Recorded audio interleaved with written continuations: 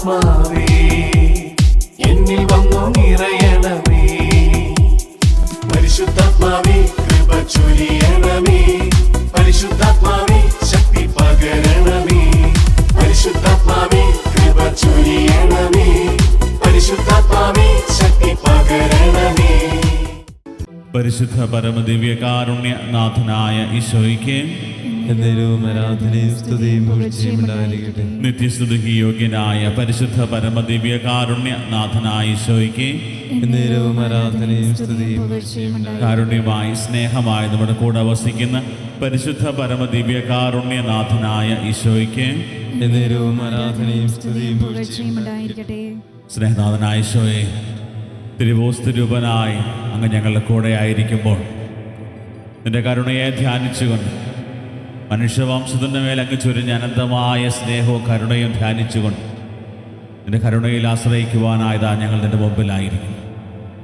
ഈശോയെ, ഇത്രമാത്രം മരണത്തിൻ്റെ അവസ്ഥയിലേക്ക് വിധിക്കപ്പെട്ടിട്ടും ഞങ്ങളിൽ ആരും നശിച്ചു പോകാതിരിക്കാൻ ഞങ്ങളോട് കാണിച്ച നിന്റെ വലിയ സ്നേഹമാണല്ലോ കർത്താവേ ഒരു വലിയ കരുണ. പൂർണ്ണമായി വിശ്വസിച്ചുകൊണ്ട് കർത്താവേ, ഞങ്ങളുടെ ജീവിതങ്ങളെ പൂർണ്ണമായി നിന്റെ കരങ്ങളിലേക്ക് സമർപ്പിക്കുന്നു. ഈ ഒരു മണിക്കൂറിൽ നിന്റെ കരുണയെ ധ്യാനിച്ചുകൊണ്ട് നിന്റെ പീഡാസഹനങ്ങളെ ഓർത്ത് നിന്റെ ആ ഒരു വലിയ സ്നേഹത്തെയും കരുതലിനെയും ഒക്കെ ഓർത്ത് ആ ഒരു സ്നേഹത്തിലേക്ക് തിരിച്ചു കടന്നു വരുന്നവരെ ഒരിക്കലും ഉപേക്ഷിക്കത്തില്ല എന്ന് വാഗ്ദാനം ചെയ്ത കർത്താവേ, ഈ മണിക്കൂറിൻ്റെ എല്ലാ അനുഗ്രഹങ്ങളും കൃപകളെ യാചിച്ചുകൊണ്ട് ഒന്നു ചേർന്ന് ഞങ്ങൾ പ്രാർത്ഥിക്കുന്നു. ഈശോയുടെ തിരുഹൃദയത്തിൽ നിന്ന് ഞങ്ങൾക്ക് കാരുണ്യ സ്രോതസ്സായി ഒഴുകിയിറങ്ങിയ തിരുരക്തമേ, തിരുജലമേ, ഞങ്ങൾ ശരണപ്പെടുന്നു. ഈശോയുടെ തിരുഹൃദയത്തിൽ നിന്ന് ഞങ്ങൾക്ക് കാരുണ്യ സ്രോതസ്സായി ഒഴുകിയിറങ്ങിയ തിരുരക്തമേ, തിരുജലമേ, ഞങ്ങൾ ശരണപ്പെടുന്നു. ഈശോയുടെ തിരുഹൃദയത്തിൽ നിന്ന് ഞങ്ങൾക്ക് കാരുണ്യ സ്രോതസ്സായി ഒഴുകിയിറങ്ങിയ തിരുരക്തമേ, തിരുജലമേ, ഞങ്ങൾ ശരണപ്പെടുന്നു. ഈശോയിൽ പ്രിയപ്പെട്ടവരെ, ദിവ്യകാരുണ്യനാഥൻ്റെ സന്നിധിയിലായിരുന്നു കൊണ്ട് കർത്താവിൻ്റെ കരുണയെക്കുറിച്ച് ധ്യാനിക്കുമ്പോൾ ഇന്ന് നമ്മുടെയൊക്കെ ചിന്തകളിലേക്കും ധ്യാനങ്ങളിലേക്കും നമ്മൾ കൊണ്ടുവരുന്നത് വളരെ പ്രധാനപ്പെട്ട ഒരു കാര്യമാണ്. പ്രഭാഷകൻ്റെ പുസ്തകം അതിൻ്റെ 1-ാം അധ്യായം 13-ാം തിരുവചനം പറയുന്നു, കർത്താവിനെ ഭയപ്പെടുന്നവൻ്റെ അവസാനം ശുഭമായിരിക്കും, മരണദിവസം അവൻ അനുഗ്രഹീതനാണ്. കർത്താവിനെ ഭയപ്പെടുന്നവൻ്റെ അവസാനം ശുഭമായിരിക്കും. നമ്മളൊക്കെ എപ്പോഴും പ്രതീക്ഷിക്കുന്നതും ആഗ്രഹിക്കുന്നത് കാര്യമാണ്. ഏറ്റവും നല്ല രീതിയിൽ നമ്മൾ ചെയ്യുന്ന കാര്യങ്ങൾക്ക് ഒരു അന്ത്യമുണ്ടാകും. നമ്മൾ വായിച്ചു കേട്ട സുവിശേഷം, ഇന്നത്തെ സുവിശേഷ ഭാഗം ലൂക്കായുടെ സുവിശേഷം 12-ാം അധ്യായത്തിൽ നമ്മൾ കാണുന്നത് ദൈവം ഭോഷനായ ഒരു ധനികനെ കുറിച്ച് പറയുന്നുണ്ട്. ദൈവം അവനെ ഭോഷൻ എന്ന് വിളിക്കുന്നുണ്ടെങ്കിൽ അവൻ അവൻ്റെ ജീവിതത്തിൽ ഒരു വലിയ മണ്ടത്തരം കാണിക്കുന്നുണ്ട് എന്നുള്ളതാണ്. അവന് പ്രാധാന്യം കൊടുക്കേണ്ട ചില കാര്യങ്ങൾക്ക് പ്രാധാന്യം കൊടുക്കാതെ അതിനേക്കാൾ ഉപരിയായി അവൻ പ്രാധാന്യം കൊടുക്കുന്ന അപ്രധാനമായ കാര്യങ്ങൾക്കാണ്. അങ്ങനെ വരുമ്പോൾ അവൻ്റെ അവസാനം അത്രമാത്രം ശുഭമായിരിക്കത്തില്ല. പരിതാപകരമായ അവസ്ഥയാണ്. ലൂക്കായുടെ സുവിശേഷം 12-ാം അധ്യായം 13 മുതലുള്ള തിരുവചനത്തിൽ നമ്മൾ കാണുന്നത് കാര്യം, അതായത് ഈശോ ഒരു ഭോഷനായ ധനികൻ്റെ ഉപമ പറയുന്നുണ്ട്. ഇവിടെ ആ ഒരു വ്യക്തി തനിക്ക് ലഭിച്ചിരിക്കുന്ന ആ സമ്പാദ്യവും തൻ്റെ വിളവുകളെല്ലാം അതേക്കുറിച്ച് സന്തോഷിച്ച് കുറച്ചും കൂടെ വലിയ അറപ്പുരകൾ ശേഖരിക്കുക അല്ലെങ്കിൽ ഉണ്ടാക്കി ധാന്യങ്ങൾ ശേഖരിക്കുവാനായിട്ട് തീരുമാനമെടുക്കുകയാണ്. നല്ല കാര്യമാണ്. ദൈവം നൽകിയ അനുഗ്രഹങ്ങളും സമൃദ്ധിക്കൊക്കെ നന്ദി പറഞ്ഞു. അതേസമയത്ത് അവൻ്റെ മനോഭാവം, സമ്പത്തിനെക്കുറിച്ചുള്ള അവൻ്റെ മനോഭാവം വളരെ വ്യത്യസ്തമാണ്. അവൻ അവൻ്റെ ആത്മാവിനോട് പറയുകയാണ്, ഇനി നീ തിന്നുകുടിച്ച് ആനന്ദിച്ച് ജീവിക്കുക, നിനക്ക് ജീവിതകാലം മുഴുവൻ ആസ്വദിക്കാനുള്ളതെല്ലാം ഞാൻ ഇതിലുണ്ട്, അതുകൊണ്ട് ഇനി വേറൊന്നിനെക്കുറിച്ച് ആകുലപ്പെടേണ്ട എന്ന് പറഞ്ഞുകൊണ്ട് അവൻ്റെ ആ ഒരു വലിയ സ്വാർത്ഥ മനോഭാവത്തെ ഈശോ കുറ്റപ്പെടുത്തുകയാണ്. പ്രിയപ്പെട്ടവർ, ഇത് പറയുമ്പോൾ നമ്മുടെയൊക്കെ ജീവിതങ്ങളെ പരിശോധിക്കാനായിട്ട് വചനം നമ്മളോട് ആവശ്യപ്പെടുകയാണ്. നമ്മുടെയൊക്കെ ജീവിതങ്ങളിൽ പലപ്പോഴും ഈ ഭോഷനായ ധനികനെ പോലെയൊക്കെ നമ്മൾ പെരുമാറാറുണ്ട്. നമ്മുടെയൊക്കെ ജീവിതങ്ങളിൽ ലോകം മുഴുവനും വെട്ടിപ്പിടിക്കുവാനും അതുപോലെ തന്നെ സമ്പത്ത് നേടുവാനും ഒക്കെയുള്ള വ്യഗ്രതയിൽ ഓടി നടക്കുമ്പോൾ പലപ്പോഴും പ്രധാനപ്പെട്ടതായിട്ടുള്ള നമ്മുടെ ജീവിതത്തിൽ ഏറ്റവും കൂടുതൽ പ്രാധാന്യം കൊടുക്കേണ്ടതായിട്ടുള്ള ചില കാര്യങ്ങൾ വിസ്മരിക്കപ്പെടുകയാണ്. സഭാപ്രസംഗങ്ങളുടെ പുസ്തകത്തിൽ പറയുന്നുണ്ട് എല്ലാം മിഥ്യയാണെന്ന് പറയുന്നത്. അതായത് നമ്മുടെയൊക്കെ നേട്ടങ്ങൾ, നമ്മുടെ അച്ചീവ്മെൻറ്റ്സ്, അല്ലെങ്കിൽ നമ്മുടെ സ്വഭാവം, അത് നമ്മുടെ മറ്റുള്ളവരുടെ മുമ്പിൽ നമ്മൾ എടുത്തു കാണിക്കുന്ന നമ്മുടെ വ്യക്തിത്വങ്ങൾ, ഇതെല്ലാം പലപ്പോഴും മിഥ്യയാകാൻ സാധ്യതയുണ്ട്. കാരണം അത് ദൈവത്തിൽ അധിഷ്ഠിതമായതല്ലെങ്കിൽ അത് മിഥ്യയാണ് എന്നുള്ളതാണ് സഭാപ്രസംഗം പഠിപ്പിക്കുന്നത്. ഇനി മുതൽ എല്ലാം മിഥ്യയാണെന്ന് പറഞ്ഞുകൊണ്ടല്ല, മറിച്ച് അതിനെ ദൈവത്തിൽ അധിഷ്ഠിതമായത് ആണെങ്കിൽ അത് യാഥാർത്ഥ്യമാണ്, അല്ലെങ്കിൽ അത് മിഥ്യയാണെന്നുള്ളത് സഭാപ്രസംഗം പഠിപ്പിക്കുക. ഇതിൻ്റെ ഒരു തുടർച്ചയാണ് നമ്മൾ സുവിശേഷത്തിലും കാണുക.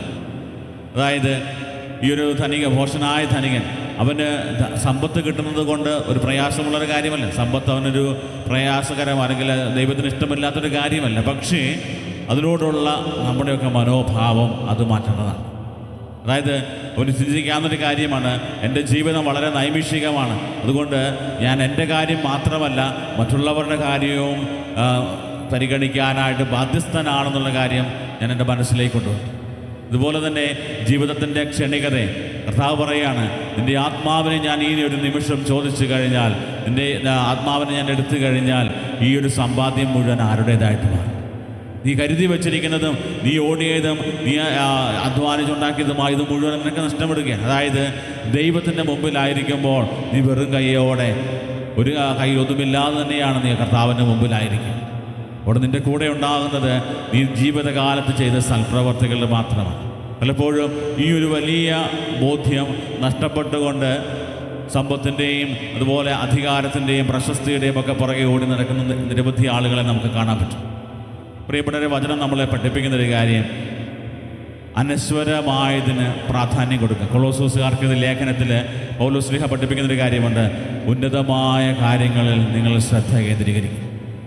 ഉന്നതമായ കാര്യങ്ങളിൽ നിങ്ങൾ ശ്രദ്ധ കേന്ദ്രീകരിക്കും. അതായത് ഈ ഭൂമിയിലുള്ള വസ്തുക്കളിലല്ല, മറിച്ച് ഇതിനേക്കാൾ അപ്പുറത്ത് നശ്വരമായതിനേക്കാൾ ഉപരിയായി അനശ്വരമായതിനെ മുറുകെ പിടിക്കും.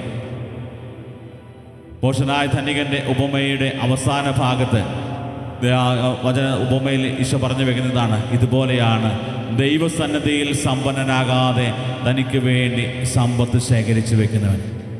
അതായത് നമ്മുടെയൊക്കെ ഏറ്റവും പ്രധാനപ്പെട്ട ലക്ഷ്യമെന്ന് പറയുന്നത് ദൈവസന്നിധിയിൽ സമ്പന്നനായിട്ട് മാറുക എന്നുള്ളതാണ്. അതായത് ദൈവത്തിൻ്റെ മുമ്പിലായിരിക്കുമ്പോൾ ദൈവത്തിൻ്റെ പ്രീതിക്ക് പ്രാപ്തമാകാം.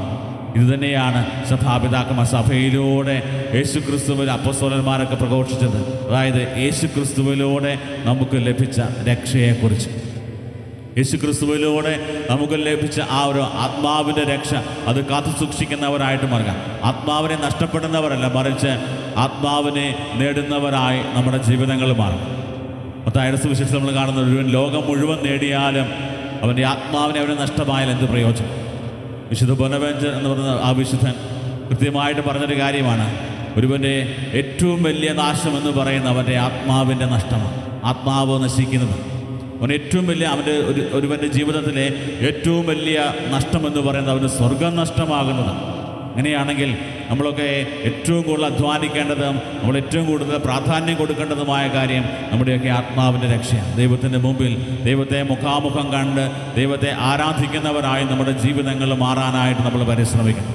പ്രിയപ്പെട്ടവരെ, ഇത് തന്നെയാണ് ദൈവകരുണയുടെ ആ സന്ദേശവും നമുക്ക് നൽകുക. അതായത് ദൈവം ആഗ്രഹിക്കുന്നൊരു കാര്യം, ദൈവം സൃഷ്ടിച്ച് പരിപാലിച്ച് ദൈവം വഴി നടത്തുന്ന നമ്മളെ ഓരോരുത്തരും ദൈവത്തോടൊപ്പമായിരിക്കണം ദൈവം ആഗ്രഹിക്കുന്നുണ്ട്.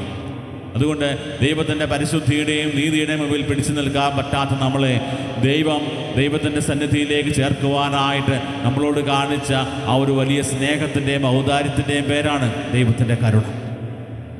അത് നമുക്ക് ലഭിച്ചത് ഈശോ മിശിഹായിലൂടെയാണ്. ഈശോ തന്നെയാണിതാ ദിവ്യകാരുണ്യമായി നമ്മുടെ കൂടെയായിരിക്കുന്നത്.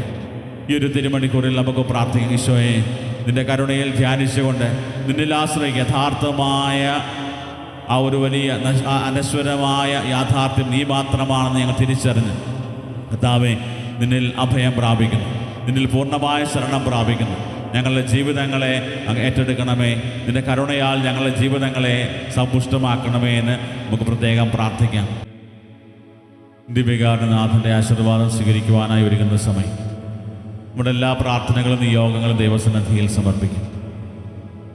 നമ്മൾ ധ്യാനിച്ചതുപോലെ സമ്പത്തിനോടുള്ള നമ്മുടെ മനോഭാവം, എല്ലാറ്റിനും ഉപരിയായി ദൈവത്തിൽ ആശ്രയിക്കേണ്ടതിൻ്റെ ആവശ്യകത, ശാശ്വതമായ ഒരു ജീവിത വീക്ഷണത്തിലൂടെ കർത്താവേ, ഞങ്ങളുടെ ജീവിതങ്ങളെ മുന്നോട്ട് കൊണ്ടുപോകുവാൻ ഞങ്ങളെ സഹായിക്കണമേ എന്ന് പ്രാർത്ഥിക്കും. നമ്മുടെ എല്ലാ വ്യക്തിപരമായ നിയോഗങ്ങളും കുടുംബത്തിൻ്റെ ആവശ്യങ്ങളും പ്രാർത്ഥനാ സഹായം ആവശ്യപ്പെട്ടവരെല്ലാം പ്രത്യേകം ഓർത്ത് പ്രാർത്ഥിക്കും. ഓൺലൈനിലൂടെ കർത്താവിൻ്റെ കരുണയ്ക്ക് വേണ്ടി പ്രാർത്ഥിച്ചുകൊണ്ട് ശുശ്രൂഷയിൽ പങ്കെടുത്ത് പ്രാർത്ഥിക്കുന്നവരെല്ലാ നിയോഗങ്ങളും അവരുടെ ജീവിതങ്ങളിലേക്ക് നൽകണമേ എന്ന് പ്രത്യേകം പ്രാർത്ഥിക്കുന്നു. ഈ ആലയത്തെയും ഈ ആലയത്തിലെ എല്ലാ ശുശ്രൂഷകളെയും വരും ദിവസങ്ങളിൽ ഈ ആലയത്തിലെ എല്ലാ ധ്യാനങ്ങളെയും അതുപോലെ തന്നെ കൊല്ലം ക്ലാപ്പന് ഇടവകയിൽ നടക്കുന്ന ഇടവക ധ്യാനത്തെയും പ്രത്യേകം സമർപ്പിച്ച് പ്രാർത്ഥിക്കുന്നു. എല്ലാ പ്രാർത്ഥനകളും നിയോഗങ്ങളും കർത്താവെ അങ്ങയുടെ കരങ്ങളിലേക്ക് സമർപ്പിച്ചുകൊണ്ട് നിന്റെ കരുണയിൽ പൂർണ്ണമായ ആശ്രയം വെച്ചുകൊണ്ട് നിന്റെ ആശീർവാദത്തിനായി ഞങ്ങളിതാ മുട്ടുകുത്തുന്നു. താഴ്ന്ന സ്വരത്തിൽ ദൈവത്തെ സ്തുതിച്ച് കർത്താവെ ഞങ്ങളെങ്കിൽ ശരണപ്പെടുന്നു എന്നുള്ള പ്രാർത്ഥനയോടെ ദിവ്യകാരുണ്യനാഥൻ്റെ ആശീർവാദം നമുക്കിപ്പോൾ സ്വീകരിക്കാം.